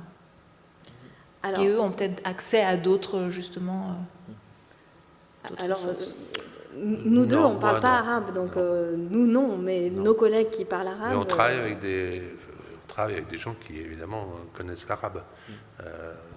Mais il y a aussi des historiens, je pense par exemple à Adrien Collet, qui a publié récemment un livre sur l'histoire du Mali. Et qui va venir ici. Qui va venir ici, et qui est un très bon arabisant, et qui a travaillé sur des manuscrits au Caire concernant les pèlerins venant du Takour, enfin venant d'Afrique de l'Ouest à l'époque médiévale. Parfois, sur des textes, effectivement, on travaille avec des arabisans. La question, c'est est-ce qu'il y a une historiographie en langue arabe sur ces sociétés ? Alors, je dirais que Pas forcément, parce que ça n'a pas forcément intéressé... alors, il y a des endroits où il y a des traditions d'intérêt pour les sociétés africaines, par exemple au Maroc, Oui. où il y a toujours eu des chercheurs qui travaillaient sur les liens du Maroc avec les sociétés africaines. Donc, il y a des lieux comme ça où il y a... mais il n'y a pas une historiographie massive auquel on passerait à côté si on ne lit pas l'arabe.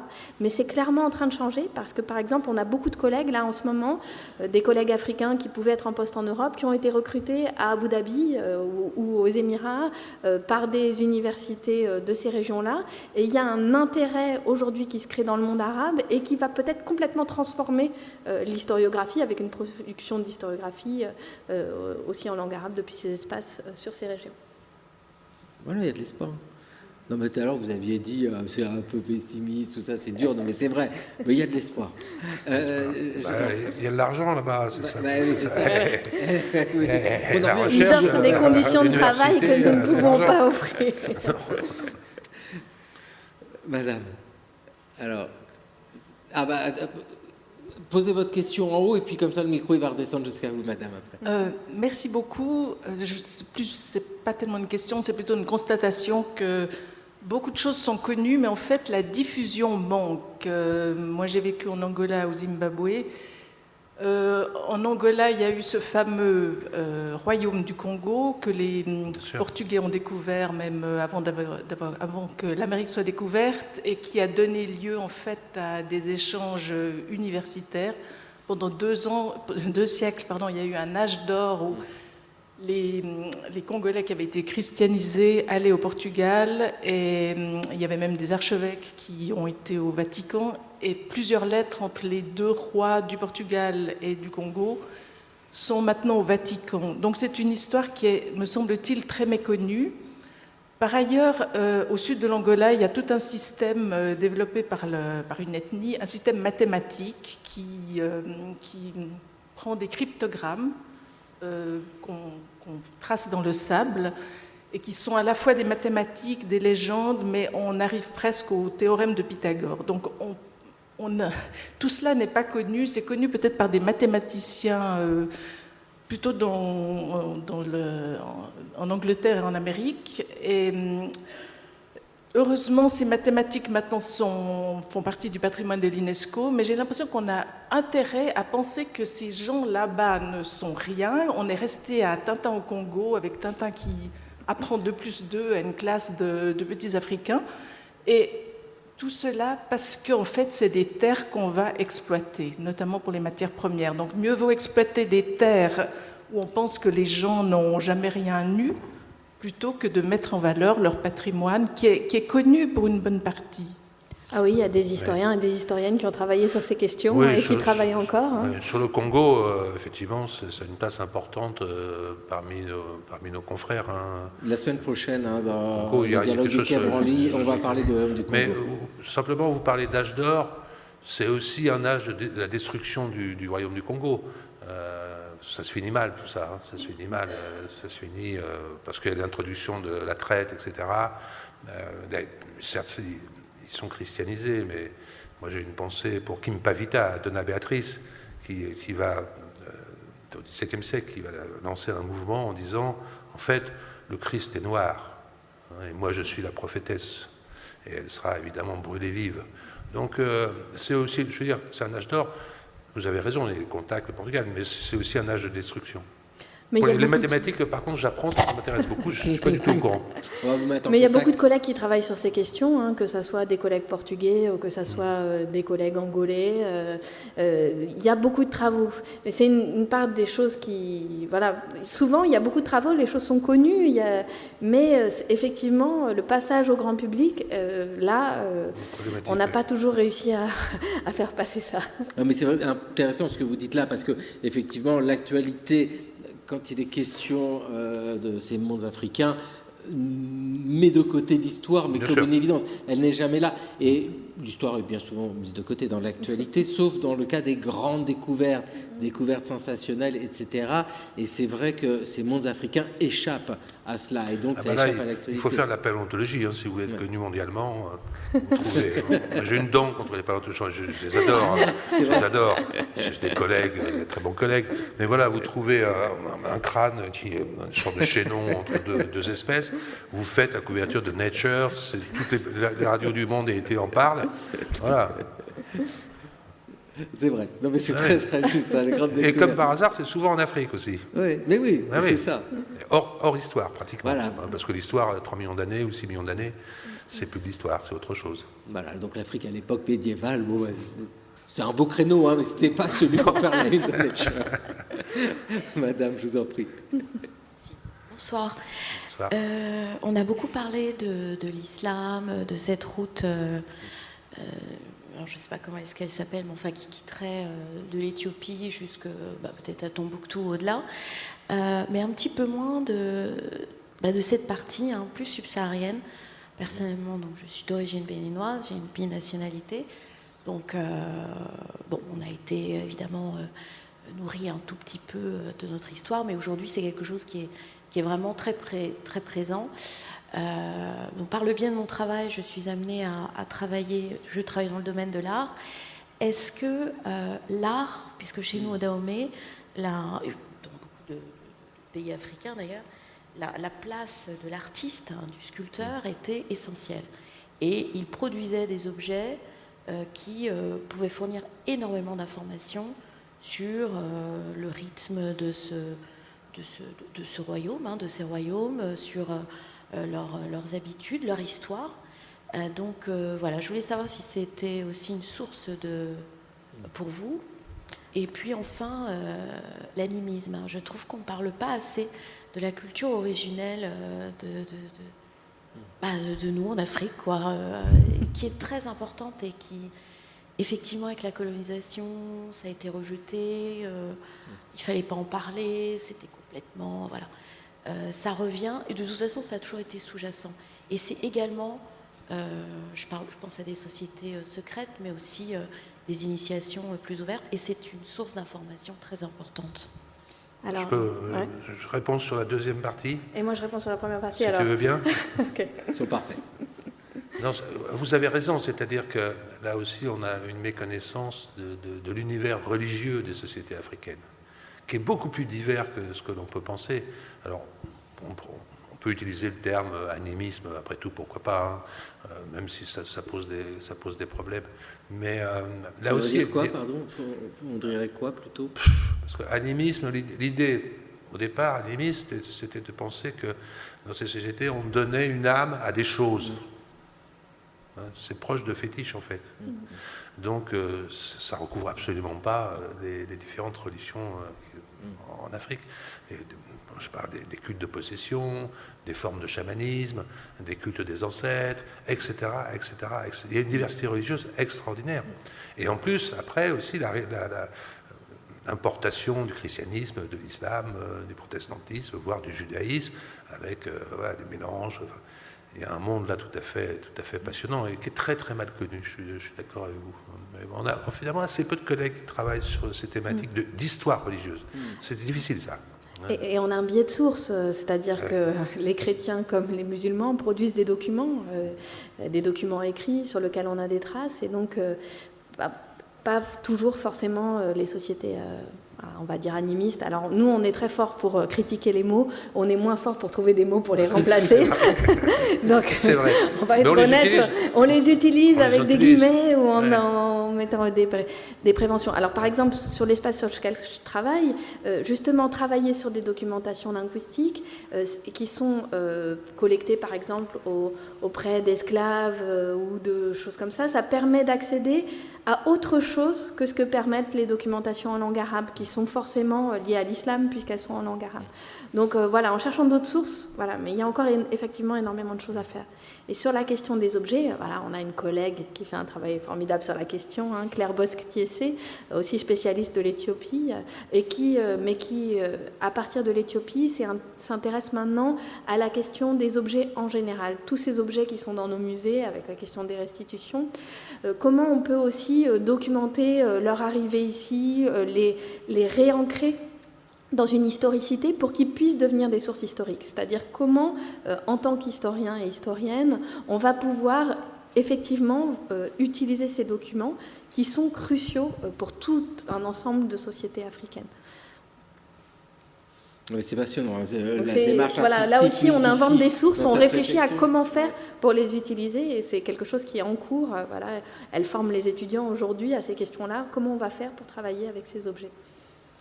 En Éthiopie, question aussi production artistique, c'est vrai que c'est très intéressant de réfléchir aux documents, je pense, écrits, au-delà simplement de l'aspect porté par le texte. C'est tout ce qui est porté par la matérialité. L'image, les tableaux. L'image, oui. bien sûr, les objets de culte.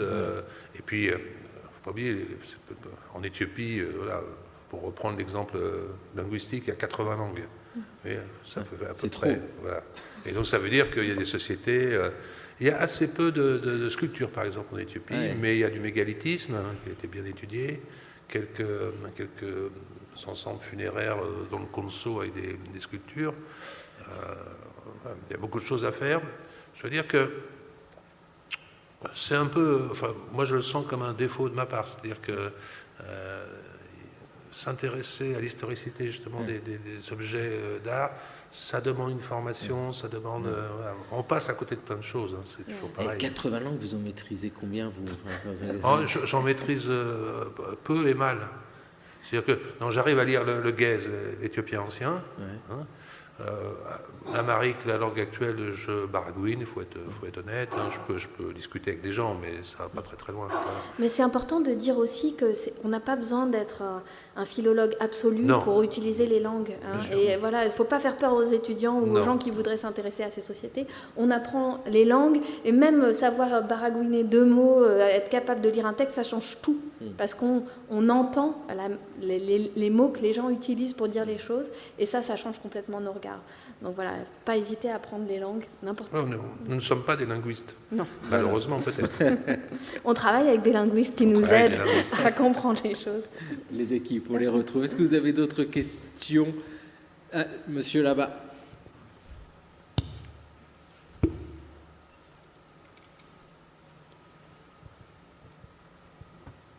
Bonsoir, merci beaucoup. Et je me demandais comment on pourrait imaginer l'histoire, l'Afrique ancienne, sans l'apport de l'égyptologie et notamment, pas seulement sur l'Égypte, mais des études connexes sur notamment la Nubie, et je pense aux travaux de Cheikh Anta Diop. Puis, voilà, comment à travers l'égyptologie, on pourrait comprendre aussi l'histoire d'autres aires géographiques. Je pense à l'Afrique de l'Ouest, précisément où je suis originaire. Ouais, c'est vrai que c'est passionnant, cette mise en relation, c'est un peu ce qu'on évoquait tout à l'heure, sans citer spécifiquement l'Égypte. Ouais. Alors, vous avez raison, Cheikh Anta Diop, c'était une figure très importante. En particulier quand il participe à l'histoire générale de l'Afrique noire de l'UNESCO. Et lui, il insiste beaucoup sur les relations entre l'Égypte et le reste des mondes africains, en particulier du point de vue linguistique. La difficulté... Il a fait un très très bon livre sur l'Afrique ancienne, un excellent petit livre sur l'Afrique ancienne. Donc, moi, c'est quelqu'un que je respecte beaucoup. Par contre, quand je sais pas, il compare le Wolof avec l'égyptien, ça me pose quelques petits problèmes. Et puis, le problème, en fait, c'est pas tant Cheikh Anta Diop, c'est comme on l'a dit tout à l'heure, c'est encore un problème hégélien. C'est-à-dire que l'Égypte, elle échappe à l'Afrique d'une certaine manière. Je veux dire, les études sur, bien entendu, hein, les études sur on ne discute pas avec nos collègues égyptologues. C'est étrange. Et c'est dommage. Et c'est très dommage. Par contre, les gens qui travaillent en Nubie, oui, bien sûr. Hein, alors que la Nubie est très liée, la vallée du Nil, c'est très lié à l'Égypte. Mais là, il y a des échanges possibles. moi, je vois l'égyptologie comme une sorte de domaine un peu à part qui communique assez mal. Alors, chez Anta Diop, il a voulu casser ça. Et ça, c'était très, très bien. Après, certaines de ces démonstrations ont été quand même un petit peu remises en cause. Voilà, mais c'est un Mais ça moment, serait intéressant. C'est un moment important. C'est les années C'est un moment très 1950, important. donc, voilà. Et ça serait intéressant que d'autres personnes, avec les savoirs d'aujourd'hui, se réintéressent à ces questions des liens entre l'Égypte et l'Afrique et comment on reconstruit ce lien.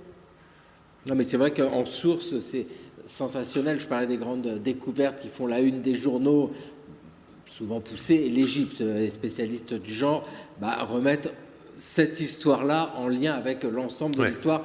Vous nous avez montré ces cartes tout à l'heure et on voyait bien que la vallée du Nil ne s'arrête pas à un endroit précis, ça continue et ça descend bien loin. Et si on pense le Sahel au 19e siècle, les routes des pèlerinages passent par l'Égypte. Il y a des liens qui sont quand même extrêmement forts. Puis on va jusqu'au Grand Lac, et, on arrive au Congo, on monte le fleuve, on arrive au royaume du Congo. Non, on y est vite en fait. Dernière question. Ou pas? Parce que c'est toujours bien la non-dernière question, parce que ça veut dire qu'on a couvert toutes les envies. Je suis sûre qu'on n'a pas répondu à toutes les questions. Non, écoutez, merci vivement à vous. Merci à vous deux. Merci au public surtout. Merci à toi.